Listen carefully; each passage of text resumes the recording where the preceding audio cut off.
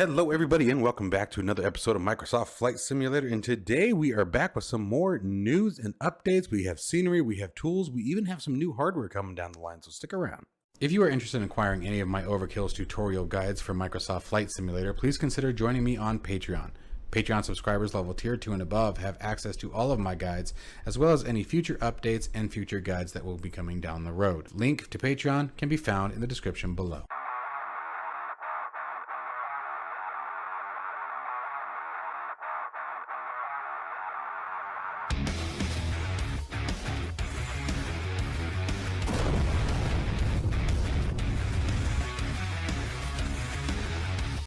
So first up in news today, we have Fly Too High releases the Warsaw Chopin Airport for Microsoft Flight Simulator. This was an airport that was developed back in 1934 and was initially supposed to just be a commercial airport for the region. Unfortunately, obviously, with the involvement of World War II, or I should say the actuating of World War II, given the fact this is just about where it started. The German army and Polish resistance during World War II fought many battles in this particular region. But it wasn't until much later on in the early 21st century where it actually became Warsaw Chopin Airport. It is a beautifully done. They have done a fantastic rendition of this particular airport. Absolutely beautiful scenery here. Let's go ahead and get through the nasties here.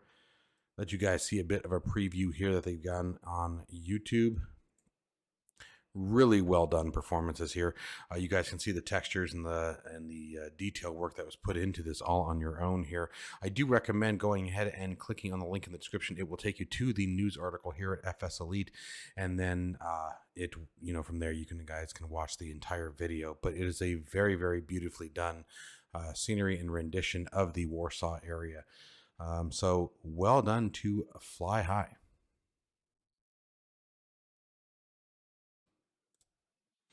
Parallel 42 is back with yet another scenery. That is going to be Cedar Mountain. Cedar Mountain is an incredibly gorgeously well done rendition of this particular location. It is great for, once again, the bush and the stall aircraft. Goes along wonderfully with their camp out package that they have. Now, the thing about this particular mountain runway, if you will, is at the end of it, there is a massive 1,500-foot drop. So you better be at airspeed by the time you're done. Now, with their packages, they obviously offer quite a few different abilities, such as drone flying, the camping sites. These are a ton of fun, and we're going to be showcasing quite a few of them here on the channel in the coming weeks, now that we're starting to catch up from the previous hang up that I had last month, where we didn't have a whole lot of recording going on. So you guys are finally going to get to see these on the channel. They are really well done. They're very nice and super exciting. I can tell you right now that Cedar Mountain drop off there is going to be one that we're going to be trying out in VR. I don't know if I'm going to do the showcase of it in VR, but I will definitely tell you guys what the experience is about. Parallel 42, I think, has one of their shining points here is that they've done a great job at taking the sim and going above and beyond what the normal expectation for simulation flight is. Rather than just going from one airport to the other, they have broadened the experience. They have taken control or taken grasp of the virtual reality and all of the things that it brings to the simulator, and by thus creating campsites and things like that, giving you an entirely different purpose to fly. And I really appreciate that aspect, and I think they're doing a fantastic job in expanding on that idea. So Parallel 42, continue the good work. A big piece of release from IVAO. First off, IVAO has announced voice UNICOM functionality. For those of you who may not be familiar, a UNICOM airport is an airport that is basically uncontrolled, meaning that it's up to the pilots in the area to be communicating with themselves and with each other to alert the other aircraft in the area of what you're doing. So, for example, let's say Tucson International was not Tucson International, was actually Nogales, Arizona is one, I believe, that has a UNICOM. I don't think it has a control tower. Could be mistaken, but I don't think so. So again, I digress. Example would be, instead of a tower directing you in, you might say, Cessna 180 Golf, inbound from the south at 2500, coming in for, looking for landing on runway 25 right-hand traffic, something to that effect, right? I'm not a pilot yet, but, sort of the same kind of principle. And then other pilots would say the same thing. You know, they might even come back and say, hey, Cessna 180 Golf, this is Cherokee 295 Sierra. You know, we are currently on the a long downwind leg for, you know, the same runway kind of situation. You know, be watching out for us kind of thing. You know, and then the Cessna would respond, you know, same kind of thing, you know, and they would, it's up to the pilots to communicate with each other to maintain spacing and awareness of what all the traffic in the area is doing. That is the whole purpose of a UNICOM. Okay, so it's for uncontrolled airspace. And when we say uncontrolled, we mean without official government, you know, air traffic control, you know, controlling the airspace. So I believe now, I have not used VATSIM yet, so correct me if I'm wrong, but I believe IVAO is the first one to bring this functionality to the simulation experience. Now, it goes much further beyond that. They've done an amazing job. So first of all, when you are in IVAO, when you are part of their utility, you and other traffic are injected into the simulator. And obviously within a specified distance, that way it doesn't get overwhelming and load up your sim. But so for example, if you and a buddy are both flying in the Tucson area and you're both on the IVAO network, your aircraft model, now not necessarily with detail, you know, liveries, all that good jazz, it's obviously going to be different, but a model of your aircraft will be injected into the simulator so you guys can actually see each other and, you know, in real time. So that's really awesome. And that goes for anybody who's on the IVAO network. So their aircraft is injected into the sim as quote unquote AI traffic, right? Obviously they're not, it's real time.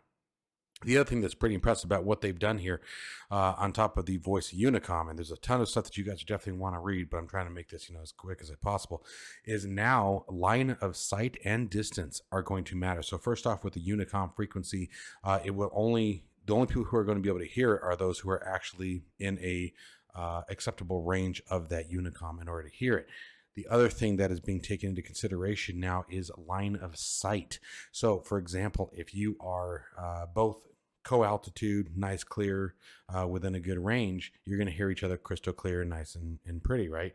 But if one of you, for example, descends below a mountain pass, and you're starting to extend out, you know, pretty good distance amongst each other, you know, 40, 50 miles, maybe even further, you're going to start to hear static. You're going to start to hear breakups in the traffic, everything that you would expect to hear in real life. So no longer of the days, as they mentioned here, of crystal clear voice UNICOM, no matter your distance and no matter what terrain lies between you two. So now when flying, you guys are going to have to start paying attention to terrain, especially if you're doing low level VFR traffic. You're going to have to start watching them mountains, guys, because they're going to start to interrupt your radio traffic if you're on IVAO. This is super exciting. This is really awesome stuff, and I think I'm going to give this one a shot. I'm really intrigued by this. This is really interesting, especially the line of sight and terrain masking for the radio traffic. That's pretty awesome. So we're going to give that a shot. A little bit more scenery hitting you guys' world here. I keep focusing on these types of sceneries over just the airports because I think that they're actually more important, in my opinion, than the pretty airports. I'm not gonna lie, I can't hide it any longer. I think this type of scenery is more important than the airports, and that is Orbix, for example, releases Dublin Landmarks pack for Microsoft Flight Simulator. Once again, rather than focusing on the Dublin airport, which I believe they have already done, if memory serves, they are now bringing more than 60 points of interest with physically based rendering PBR textures and night lighting for Dublin. Now they have done a beautiful. Oh, why? Let me cycle through them. Come on now. Thank you. Beautiful job. These are some gorgeous shots. And I think I'm definitely going to check out. I think it's time to make a flight over to the Ireland area. It's stunning. These are just absolutely beautiful pictures. And I think that's far more important than a beautiful airport because, like I said before, you're only in the airport for so long. You can only see so much of the airport when you're taxiing. You're only paying so much to the airport textures. I mean, really, the critical parts for an airport, when you really think about it, obviously this is going to depend on where you're flying, is, you know, runway, taxiways, signage, and whatever gate you happen to be at that day. And it's not to say it's not important at all. It's just once you get airborne, though, you know, if the scenery is garbage, but the airport looks great, it's sort of like, oh, wow, the airport was really pretty. Oh, wow, that looks like crap. You know, as you start getting past, you know, the airport region that has been updated. So it's definitely one of those situations where it's really nice to see more of these starting to come out. We've seen quite a few of them in the previous weeks. So this is really awesome. It is really nice to see more expansion beyond the airport starting to hit the simulator. So well done. Just Flight has released a bit of an update in regard to their Fokker F28 development for Microsoft Flight Simulator. All of the external textures, it sounds like, are just about done. All the animations are working. They have claimed the aircraft is now in what they have deemed as a flyable state. As you can see here, this is a very good rendition of what we can expect to see. Again, all animation, all control surfaces functioning, cargo doors, passenger doors, everything is ready to go. A lot of the texturing, even internal, is basically complete. They have some finishing touches that they still need to do on it. However, from there, now we're moving into further development on the flight model and overall behavior of the aircraft. Now, the article does go on to state that the team is working with F-28 pilots, trainers, crew chiefs, engineers, you name it, to get the aircraft as close to realistic as they can. So this is another aircraft that, because of its age and I think the complexity and what's going to take to fly it, we're definitely going to be checking this one out. It's just, again, it's something different. It's something new. Unfortunately, we still don't have any kind of release date for this aircraft yet, but it is nice to see that them see Just Flight continuing to at least share some information, keep us up to date on where we're going with the aircraft. It's another puddle jumper, so it's one of those ones that's going to be a lot of fun for the kind of flights I like to do. I don't do a lot of the big, long, heavy commercial flighting just because it takes so much time. And that's really hard to do, when I'm, trying to enjoy myself as well and do content, So it's just one of those things that when I start seeing the puddle jumpers, the smaller aircraft, those are the ones that really catch my attention. And plus, I'm going to be 100% honest, guys. I love flight simulation, but once you get up to cruise, it gets boring, just call it what it is. There, I said it. Hang me if you must. But anyway, so that's a bit of an update on the Fokker F28 from Just Flight. A quick tip but piece of information that I want to share with you guys, and I highly recommend that you guys do engage with this. I try to engage with this every year, and I definitely recommend that you guys do the same. The Shape of the Future of Flight Simulation with Navigraph 2022 survey. A link to it can be found here just by simply clicking here on the link. This is a very in-depth survey. It is really, really well done. It takes about 10-15 minutes. They hit it right on the head here.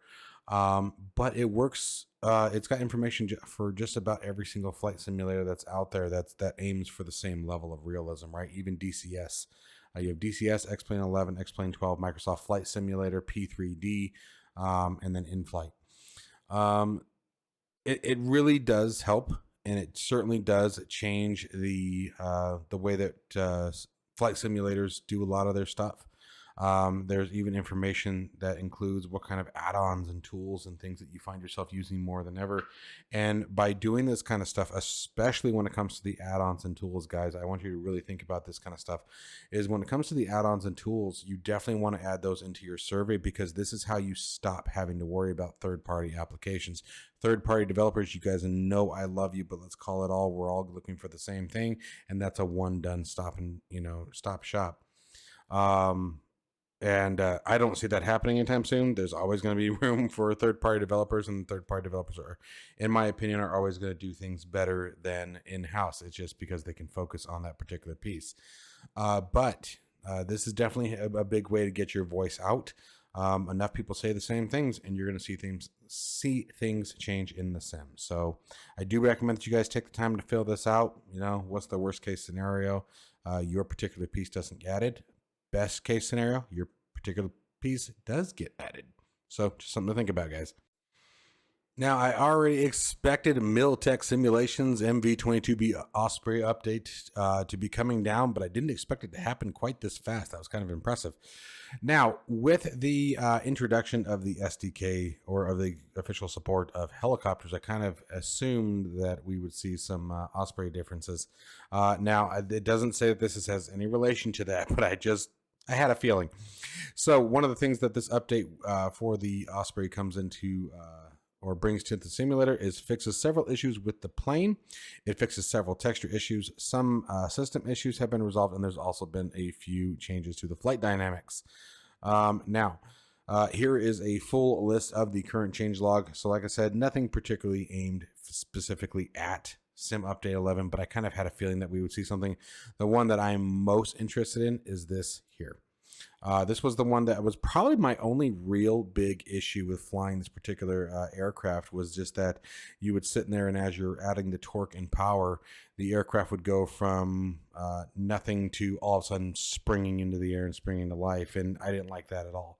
But other than that, the aircraft's a blast to fly. I was actually flying it last night, messing around.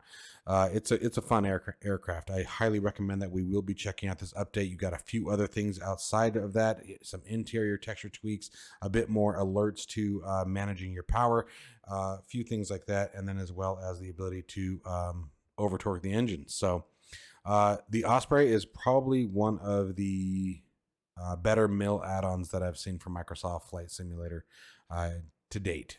It is a really, really well done, and I think, in my opinion, it was probably one of the most ambitious undertakings that I've seen yet from Microsoft Flight Simulator. The aircraft in real life is a nightmare, and is not something that you would say is particularly favored by the pilots.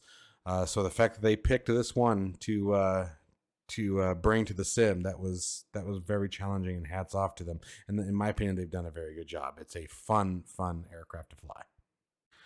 Finally, I am always keeping an eye on new hardware. You guys know I am. So we have Fulcrum throttle and accessories are now available for pre-order. This is something we took a look at a while back now when they were first starting their Kickstart program, which it sounds like was successful.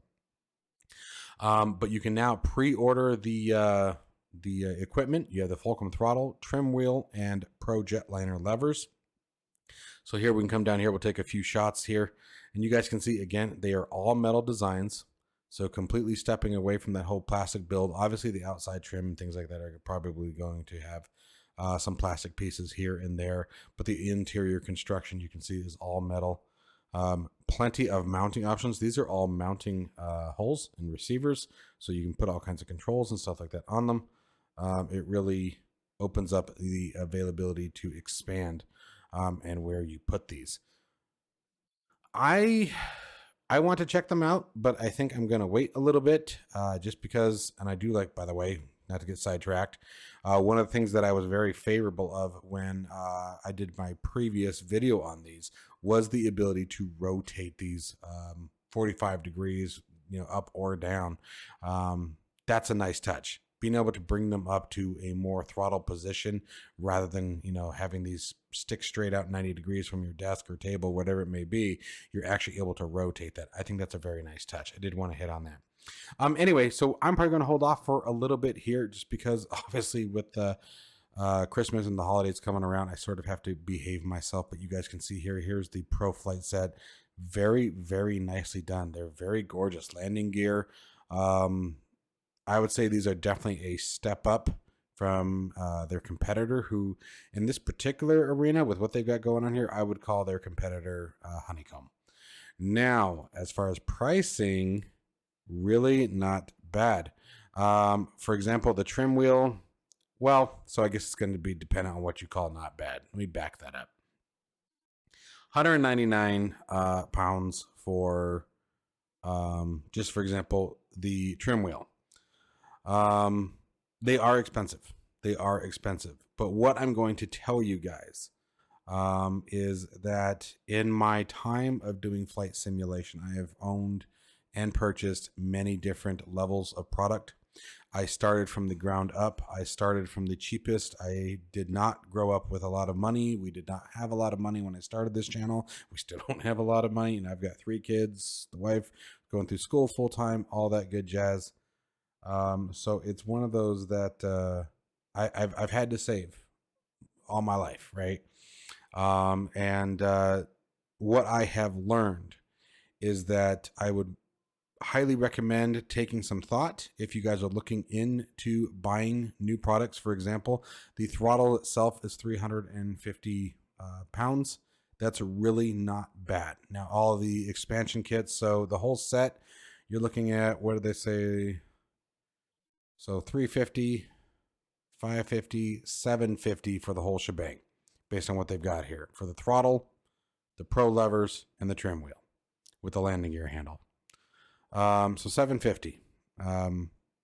And what I have found is that you will be much happier waiting, saving, getting something nice than going with the cheap. Every cheap piece of flight simulation gear I've ever had, minus, believe it or not, I'll tell you guys what my favorite one is in a minute. But for the most part, every single piece of cheaper piece of flight gear that I've had has left me disappointed and wishing I hadn't spent the money, because again, money has always been something that I've had to pay attention to. You know, I've never been wealthy or anything like that by any means.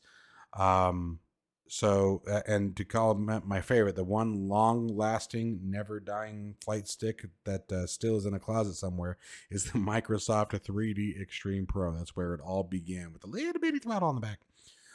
Still have it. Never died on me. Everything else has had issues in the past until I started moving into the Thrustmaster realm. So it's really, don't just let the price steer you. I am telling you that one thing I have learned is, with flight sim gear specifically, definitely with flight sim gear, and I imagine racing gear is probably the same, you are definitely getting what you pay for. So keep that in mind. And I learned that again when I got the virpil stuff, the virpil throttle and flight stick and base. You get what you pay for, and sometimes it can be an absolute game changer and an experience changer. Well, my friends, that is going to wrap us up for today. I hope you guys have enjoyed this video, found some useful pieces of information, and given you guys a couple things to spend your money on. As always, guys, stay safe and healthy. I hope you've had a wonderful weekend, and I'll see you in the next one.